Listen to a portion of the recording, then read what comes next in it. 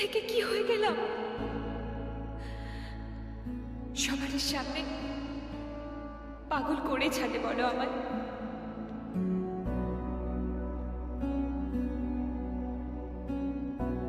I love you ভূমি। লাভ? এটা কি ধরনের লাভ অভি? দুনিয়াতে কে কাকে এরকম ভাবে ভালোবাসে বলো? তা নয় ভূমি, কলেজে সবাই জানে আমি খুব ভালো ছেলে, কিন্তু একমাত্র তোমার সামনে কোনো দিন মুখোশ পরে থাকতে চাইনি।